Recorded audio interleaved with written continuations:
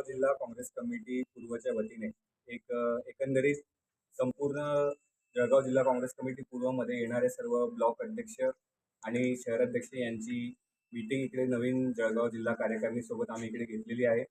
या मीटिंगमध्ये एकंदरीत आगामी काळामध्ये आमच्या काँग्रेस पक्षाची वाटचाल कशा प्रकारची असली पाहिजे, नवनियुक्त पदाधिकाऱ्यांचा सत्कार आणि विचार मंथनासाठी आम्ही ही बैठक बोलवली होती। या बैठकीला आमचे नेते आदरणीय रमेशदादा चौधरी साहेब, शिरीषदादा चौधरी साहेब, आदरणीय बंटी भैया साहेब, आदरणीय मुफ्ती हारून नदवी साहेब, जळगाव महानगराचे अध्यक्ष आदरणीय जमील भाई आणि सर्व मान्यवर या मीटिंगला उपस्थित होते। विविध प्रकारची ठराव इकडे मांडण्यात आले। येणाऱ्या काळामध्ये काँग्रेस पक्ष हा संघटनात्मक दृष्टिकोनाने कशा प्रकारे बळकट झाला पाहिजे यासाठी सुद्धा आम्ही सर्व संकुलित प्रयत्न करणार आहोत। काँग्रेस पक्षाच्या यंत्रणेमध्ये मंडळ समिती, पंचायत समिती लेवलवरती, जिल्हा परिषद लेवलवरती, प्रत्येक वॉर्ड लेवलवरती मंडळ समितीचं फार मोठ्या प्रमाणामध्ये महत्त्व असतं। येणाऱ्या काळामध्ये आमचा प्रयत्न असा राहील की प्रत्येक मंडळ समिती जी आहे ती नेमली गेली पाहिजे, जेणेकरून जेव्हा निवडणुकी लागतील किंवा निवडणुकीची हुंकार पुकारली जाईल, आमच्या काँग्रेस पक्षाची संघटना जी आहे ती अत्यंत मजबूतपणे आपल्या जळगाव जिल्ह्यामध्ये आपल्याला दिसेल।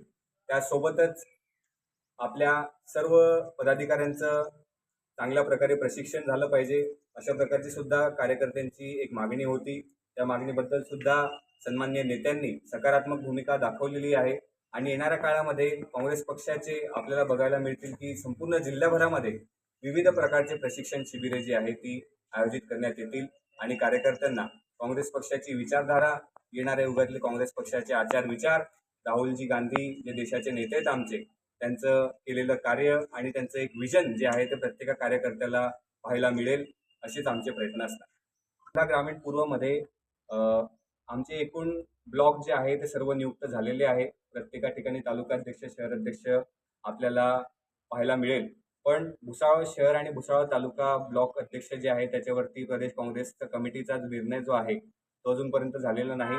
त्याचं कारण हेच की मागच्या वेळेस काँग्रेस कमिटीने जे आहे ते इकडे उमेदवार ऐन वेळेवरती लढवला होता। त्या उमेदवारांना खूप मोठ्या प्रमाणामध्ये मतं जी आहे ती मिळाली आहे। काँग्रेस कमिटीचा प्रयत्न असाच आहे की योग्य तालुकाध्यक्ष आणि योग्य शहराध्यक्षाची निवड जी आहे ती भुसावळसाठी झाली पाहिजे।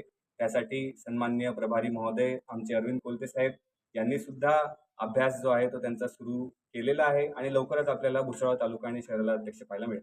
काँग्रेस पक्षामध्ये भुसावळमध्ये कोणताही गट नाही। प्रत्येक मीटिंगला सर्व काँग्रेस पक्षाचे पदाधिकारी जे आहेत ते उपस्थित असतात आणि एकमेकांवरती आदरभाव आणि प्रेमभावना त्यांच्या मनात आहे।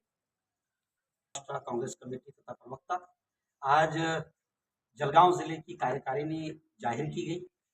धनंजय चौधरी जो हमारे पूर्व के अध्यक्ष, जिला अध्यक्ष है, ऐसे ही हमारे जलगांव के महानगर अध्यक्ष जमील शेख और तमाम कार्यकर्ता पदाधिकारी रमेश दादा और श्री दादा चौधरी की मौजूदगी में आज कार्यकारिणी और उन तमाम लोगों का सत्कार और सम्मान किया गया। और आज खास बात आज के प्रोग्राम में खुद मैंने जो अपनी बात रखी, मैंने कहा अपने तमाम साथियों से कि इस देश की आज़ादी में किस तरीके से कांग्रेस के हमारे पूर्वजों ने, हमारे पुरखों ने, हमारे बाप दादा ने कैसे योगदान, कैसे कुर्बानियां दी। कांग्रेस के तमाम लोगों का एक फर्ज बनता है, कर्तव्य बनता है कि हम इस कहानी को, आज़ादी की कहानी को लोगों तक पहुंचाए। खासतौर से जेनजी जो युवा पीढ़ी है, हमारी इन जवान नस्लों तक के आज़ादी की कहानी को पहुंचाए, ताकि देशवासियों को और युवा पीढ़ी को पता चले कि कांग्रेस ने इस देश को आज़ादी दिलाने के लिए कैसी कैसी कुर्बानियां दी। इन तमाम चीज़ों को रखा गया।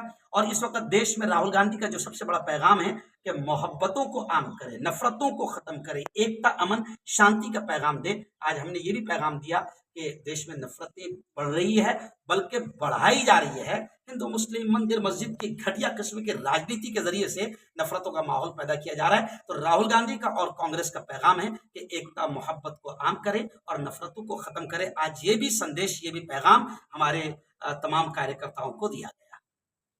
काँग्रेस पक्ष संघटन सृजनच्या माध्यमातून प्रत्येक तालुक्यामध्ये, प्रत्येक जिल्ह्यामध्ये काँग्रेस पक्षाचं एक विशेष पथक पोहोचलं आणि या विशेष पथकाने त्या तालुक्यातला एका जबाबदारीने आढावा घेतला आणि तो आढावा जो आहे तो प्रत्येक प्रदेश काँग्रेस कमिटीकडे आणि ऑल इंडिया काँग्रेस कमिटीकडे पोहोचवलेला आहे। आपण बघत आहात की युवकांची मोहीम जी आहे ती देशात आता नव्याने सुरू झालेली आहे। युवकांमध्ये प्रचंड नाराजी ती सरकारच्या विरोधामध्ये आहे। पेपर लीकचे प्रकरण असतील किंवा विद्यार्थ्यांच्या स्कॉलरशिपचे प्रकरण असतील, शालेय शिक्षणाचे प्रकरण असतील, कोणत्याही प्रकारच्या सोयीसुविधा ज्या आहेत त्या विद्यार्थ्यांना उत्तम वर्गाच्या जर कधी मिळत असल्या तर त्या सध्या आपल्याला काही पाहायला मिळत नाही. आणि विद्यार्थ्यांनी शिक्षण घेतल्यावरती त्यांना रोजगार आहे का? जर कधी रोजगार नसेल तर तिकडे व्यवसाय निर्माण करण्याची संधी आहे का? व्यवसाय निर्माण केला नाही तर आपल्या घरदार कसं चालेल याच्या प्रकारावरती, याच्या संपूर्ण विषयावरती काही मार्गदर्शन आहे का? या तिन्ही प्रश्नांची उत्तर आहे नाही. सरकार कोणत्याही प्रकारचा प्रयत्न आपल्या विद्यार्थ्यांच्या, आपल्या मुलांच्या भविष्यासाठी करत नाहीये. विद्यार्थ्यांमध्ये, मुलांमध्ये प्रचंड चीड त्या बाबतीत आहे.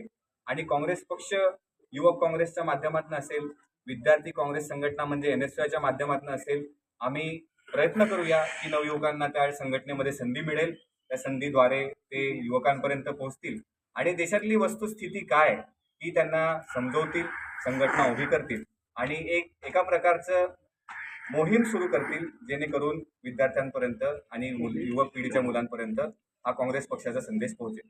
त्या सोशल मीडिया अकाउंटवरती आणि प्रसार माध्यमांद्वारे ते आमच्या काँग्रेस कमिटीचे ज्येष्ठ नेते आणि कोल्हापूर ग्रामीणचे जिल्हा अध्यक्ष आदरणीय सतेज पाटील साहेबांची सांत्वनपर त्यांनी भेट घेतली आणि त्या भेटीने हे स्पष्ट होतं की राहुलजी बोंद्रे साहेबांची निष्ठा कोणत्या पक्षासोबत आहे.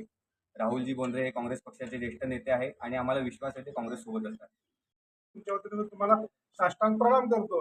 कारण काय झालं, माननीय मुख्यमंत्र्यांच्या ज्या पत्नी आहे माननीय अमृता फडणवीस, त्यांनी सराव चांगल्या पद्धतीने केलेला दिसतोय त्या ठिकाणी मला दिसतो. कारण देशाप्रती अशा पद्धतीचं वक्तव्य करणं, देशाप्रती अशा पद्धतीचं जनतेसमोर हे सनम ही भूमिका मांडणं हे खऱ्या अर्थानं मुख्यमंत्र्यांना अशोभनीय आहे. त्यांनी या प्रकरणी माफी मागावी. त्यांनी मागितली की नाही मागितली अजून अद्याप काही त्याबद्दल स्पष्ट झालेलं नाहीये. परंतु अशी चूक जबाबदार व्यक्तीनं केली हे अत्यंत चुकीचं आहे. त्यानंतर आमच्याच पदाधिकारी आदरणीय जमील भाईंनी सांगितले की गिरीश महाजनच्या नातेवाईक त्या भ्रष्टाचारामध्ये सामील आहे. मग परंतु त्यांच्यावर कारवाई का नाही? ज्यावेळेस आबांनी सांगितलं, एक वक्तव्य केलं, त्यांना पदाचा राजीनामा द्यावा लागला वक्तव्यामुळे. परंतु गिरीश महाजनचे नातेवाईक त्यांनी सांगितलं की तन्मय महाजन माझा नातेवाईक आहे दूरचा. अरे दूरचा असो जवळचा असो, एखादी कार्यकर्ता जवळचा असला त्याला राजीनामा द्यावा लागतो. एखादे वक्तव्य चुकीचं म्हटलं त्याला राजीनामा द्यावा लागतो. परंतु त्यांचा तो नातेवाईक आहे, त्याने तत्काळ राजीनामा दिला पाहिजे होती, काँग्रेसची मागणी आहे. म्हणून तुमच्या माध्यमातून मी हे काँग्रेसच्या पद्धतीने मांडतो की त्यांनी त्या पद्धतीनं तत्काळ मुख्यमंत्र्यांनी पण आणि गिरीश महाजननी पण राजीनामा द्यावा. आणि त्याचप्रमाणे एक मोठी भाजपाकडनं चूक झाली आहे. आमचे नेते आदरणीय मल्लिकार्जुन खरगे त्या ठिकाणी उत्तराखंडला गेलं, त्या ठिकाणी त्यांचं भाषण झालं, त्या ठिकाणी शुद्धीकरण करण्यात आलं. म्हणजे आजपर्यंत छत्रपती शिवाजी महाराजांवर जो मनुवाद्यांनी गागा भट्टाच्या नावाच्या पंडिताने डाव्या हाताच्या अंगठाने त्यांचा त्या ठिकाणी अभिषेक केला, तो क्षण आता पुन्हा त्यांनी या मनुवाद्यांनी पुन्हा दाखवला की आम्ही एखाद्या मागासवर्गीय, एखाद्या देशाचा मोठा नेता, ते रेल्वे मंत्री राहिले, कर्नाटकमध्ये विविध पदं त्यांनी सांभाळली, काँग्रेस पक्षामध्ये त्यांनी त्यांचं आतोनात पूर्ण जीवन त्यांनी समर्पित केलं. त्या नेत्याचा त्या ठिकाणी ते शुद्धीकरण करता, निषेध नोंदवता आणि या माध्यमातून आपल्या रीलच्या माध्यमातून इतर नागरिकांनी त्या ठिकाणी त्यांचं प्रकटन केलं की आज आम्हाला कळलं की मल्लिकार्जुन मागासवर्गीय आहे, आज आम्हाला कळलं की ते राष्ट्रीय अध्यक्ष या समाजामध्ये मोठा. परंतु 1956 नंतरचा बौद्ध बाबासाहेब आंबेडकरांनी, डॉक्टर बाबासाहेब आंबेडकरांची दीक्षा घेतली, त्यानंतरचे बौद्ध म्हणून मल्लिकार्जुन खरगे हे पहिले बौद्ध त्या ठिकाणी ते आहे. म्हणून हे ज्या पद्धतीने भारतीय जनता पार्टीचं जे चाललंय कटकारस्थान, बदनामी, त्या ठिकाणी ते असं त्यांचा जो लपंडाव चालू आहे, लवकरच त्या येणाऱ्या काळामध्ये ते सत्तेतून दूर होणार, सत्तेतून जाणार आणि काँग्रेसची मजबूत सरकार या ठिकाणी तुम्हाला पाहायला मिळेल. धन्यवाद. आज सुरू केलेला आहे की जेणेकरून येणाऱ्या जिल्हा परिषद आणि पंचायत समितीमध्ये काँग्रेस प्रत्येक जिल्हा परिषदमध्ये एक ताकद दिशी उभी राहील आणि आमचे उमेदवार निवडून येतील, यासाठी एक आम्ही संकल्प आज केलेला आहे. नाशिकचे कुंभमेळा मंत्री, दुर्दैवी गोष्ट आहे, तसं व्हायला नको पाहिजे. आपण एक मंत्रीच नाही तर एक नागरिक म्हणून देखील या देशामध्ये प्रत्येक नागरिकाला हे माहिती पाहिजे की आपण कुठल्या स्वातंत्र्य दिनामध्ये जात आहोत आणि कुठला स्वातंत्र्य दिन आपण साजरा करत आहोत. त्यामुळे ते दुर्दैवी आहे, तसं व्हायला नको पाहिजे आणि आगामी काळात ते तशी चूक करणार नाही अशी मी त्यांना विनंती करतो. दुसरीकडे म्हणून ही चूक तर व्हायलाच नको. आणि ती देखील चूक जर होत असेल तर त्यांचा या देशाविषयी, समाजाविषयी आणि देशाच्या स्वातंत्र्याशी काय लढायची त्यांचा संबंध आहे हे क्लिअर होत आहे, स्पष्ट होत आहे. आणि याच्यातून हे नक्की होत आहे की त्या लोकांचा या देशाच्या स्वातंत्र्याशी कुठलाच संबंध नव्हता. आणि म्हणून कॅबिनेट मंत्री असो, मुख्यमंत्री असो किंवा त्यांचे इतर नेते असो, त्यांना स्वातंत्र्य कितवं आहे किंवा कशा प्रकारे साजरा केला पाहिजे याची देखील ध्यान नाही आहे. आणि म्हणून हे दुर्दैवी आहे, महाराष्ट्राचं दुर्दैव आहे. आणि आगामी काळामध्ये लोकांना याची समज होईल हे मी या क्षणी आपल्याला सांगतो. और ये गलती अच्छा अरुण सर, सोशल मीडिया इनके पूर्वजों ने 52 साल तक के उनके हेडक्वार्टर पर तिरंगा नहीं लहराया, तो तिरंगे की नफरत आज भी उनके दिलों में है।